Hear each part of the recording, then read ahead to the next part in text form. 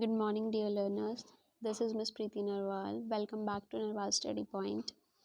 तो कल की क्लास में हमने पढ़ा कि रिसोर्सेज यानी संसाधन क्या होते हैं, कितने प्रकार के होते हैं, किस तरीके से इनको कैटेगराइज किया गया है। आज का जो हमारा टॉपिक रहेगा वो होगा संसाधनों का विकास और संसाधन नियोजन। ये दो टॉपिक के बारे में आज की क्लास में हम पढ़ेंगे। तो चलिए शुरू करते हैं। संसाधन मनुष्य के जीवन यापन के साथ साथ जीवन की गुणवत्ता बनाए रखने के लिए भी महत्वपूर्ण है। जैसा कि हमने संसाधन के डेफिनेशन में पढ़ा था कि संसाधन क्या करते हैं, हमारी ज़रूरतों की पूर्ति करते हैं। तो जीवन यापन के साथ साथ यानी जीने के लिए जो हमें हमारी जो ज़रूरत होती है उसको पूरा करने के साथ साथ और क्या काम करते हैं संसाधन, जीवन की गुणवत्ता बनाए रखते हैं यानी क्वालिटी ऑफ लाइफ, जो हमारी वेलबींग है उसको अच्छा बनाते हैं। मानव ने संसाधनों का अंधाधुंध उपयोग किया जिससे निम्नलिखित समस्याएं पैदा हुई हैं। अंधाधुंध प्रयोग किया यानी बिना सोचे समझे संसाधनों का इस तरीके से प्रयोग होने लगा कि संसाधनों का संरक्षण की आज हमें ज़रूरत पड़ रही है। तो जो समस्याएं पैदा हुई संसाधनों के अंधाधुंध प्रयोग से, सबसे पहले तो कुछ व्यक्तियों की लालच से संसाधनों का ह्रास हुआ यानी संसाधन जो है वो नष्ट हो गए।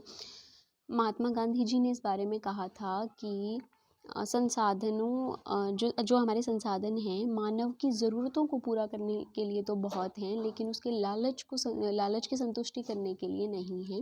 यानी कि संसाधनों से हमारा पेट तो भर सकता है लेकिन हम पेट ही नहीं भर सकते। इसका साफ सीधा मतलब क्या है, महात्मा गांधी जी ने बोला था कि लालच की पूर्ति जो है वो संसाधनों से नहीं हो सकती, लालच संतुष्ट नहीं हो सकता, लेकिन हमारी ज़रूरतों की पूर्ति जो है वो संसाधन ज़रूर कर सकते हैं। कुछ लोगों के हाथ में संसाधन आए और कुछ को नहीं मिले, यानी कि जो रिसोर्सेज हमारे थे जिनसे क्या हमारी ज़रूरतें पूरी हो रही थी, हमें जीवन यापन हो रहा था, हमारी गुणवत्ता जो है जीवन की वो जिससे बन रही थी, तो बहुत सारे लोगों के हाथ में तो संसाधन आ गए लेकिन कुछ को नहीं मिले। इससे समाज अमीर व गरीब में बट गया, यानी कि जिनके पास संसाधन आए वो क्या हो गए जी, अमीर वर्ग बन गया, और जिसके पास संसाधन नहीं थे वो क्या बन गया, गरीब वर्ग बन गया। संसाधनों के शोषण से क्या हुआ, ओजोन में छेद। ओजोन लेयर के बारे में जानते हैं हम सभी, O3 जिसका फॉर्मूला होता है, जो सूर्य से आने वाली रेडियो एक्टिव रेज से हमारी रक्षा करती है। तो उस में क्या होने लगा जी, छेद होने लगा, जिस वजह से क्या है, छेद क्यों हुआ, प्रदूषण के कारण। प्रदूषण क्यों हुआ जी, संसाधनों का अंधाधुंध प्रयोग होने लगा और जिससे क्या हो गया, प्रदूषण हो गया। तो ओजोन में छेद हुआ, ग्लोबल वार्मिंग यानी कि टेम्परेचर जो है वो बढ़ गया, ग्लेशियर्स मेल्ट होने लगे, जो ग्रीन हाउस गैसेज हैं उनका उत्सर्जन बढ़ गया पर्यावरण में, और प्रदूषण हो रहा है। ये तीनों फैक्टर्स क्या हैं जी, संसाधन के शोषण से हो रहे हैं। संसाधन के शोषण से क्या क्या हुआ, ओजोन लेयर में डिप्लीशन हुआ, छेद हुआ, ग्लोबल वार्मिंग हुई, प्रदूषण जो है वो बढ़ रहा है। तो बात करते हैं सतत पोषणीय विकास की। सतत पोषणीय विकास क्या होता है, विकास पर्यावरण को बिना नुकसान पहुंचाए हो, यानी ऐसा विकास जो जिसमें पर्यावरण को नुकसान ना पहुंचाया जाए, और दूसरा क्या है, आने वाली पीढ़ियों को भी संसाधन मिल सके। यानी हम क्या कहेंगे, सतत पोषणीय विकास एक ऐसा विकास होता है जिसमें आने वाली पीढ़ी के लिए संसाधन उपलब्ध हो सकें, और ऐसे इस तरीके से विकास हो कि हमारे पर्यावरण को भी नुकसान ना पहुंचे।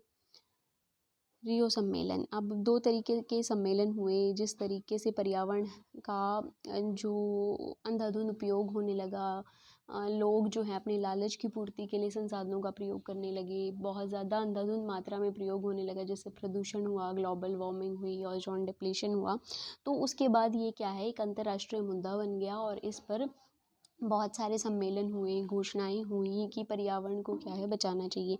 तो सबसे पहला हुआ रियो सम्मेलन। रियो सम्मेलन कहाँ पर हुआ, जिसको इसको रियो सम्मेलन को क्या बोलते हैं, पृथ्वी सम्मेलन भी बोलते हैं। ये ब्राज़ील में हुआ था 1990। तो क्यों हुआ था, साफ सीधी बात है, पर्यावरण संरक्षण के लिए। संरक्षण क्या होता है, बचाओ, पर्यावरण को बचाने के लिए, क्योंकि लोगों ने क्या है, प्रदूषण करना शुरू कर दिया, संसाधनों का अंधाधुंध प्रयोग करना शुरू कर दिया, जिस वजह से क्या होने लगा, पॉल्यूशन होने लगा। तो उस पॉल्यूशन को कंट्रोल करने के लिए, पर्यावरण को संरक्षित करने के लिए, पर्यावरण को बचाने के लिए रियो डी जेनेरियो ब्राज़ील 1992 में एक सम्मेलन हुआ, जिसको पृथ्वी सम्मेलन के नाम से भी जाना गया। इसमें क्या है, जलवायु परिवर्तन और ग्लोबल वार्मिंग जैसे जो फैक्टर्स थे उनके ऊपर बात हुई।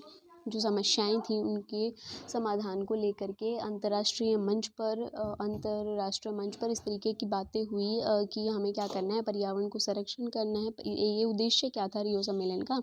पर्यावरण संरक्षण करना था। फिर दूसरा जो एक सम्मेलन है, एक घोषणा है, एजेंडा 21।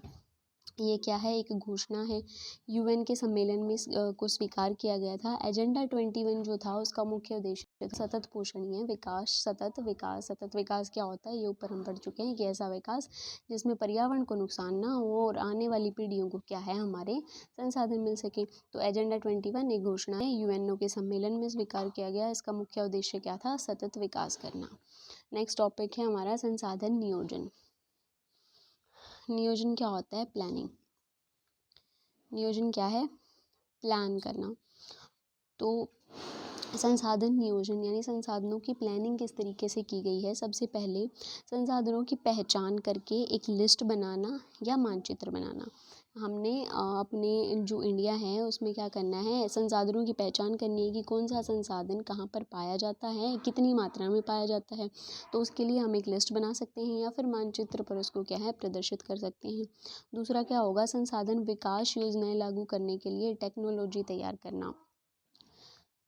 एक बात है, संसाधनों के विकास के लिए सबसे ज़्यादा ज़रूरी क्या है? टेक्नोलॉजी। अगर हमारे पास टेक्नोलॉजी नहीं होगी, तकनीक नहीं होगी, तो क्या है, हम विकास भी नहीं कर सकते। क्यों नहीं कर सकते? क्योंकि तकनीक के बिना हम संसाधनों का प्रयोग नहीं कर पाएंगे और वो क्या है, एक तरीके का भंडार बन करके रह जाएंगे। उनको हम अपनी ज़रूरतों की पूर्ति के लिए प्रयोग नहीं कर पाएंगे।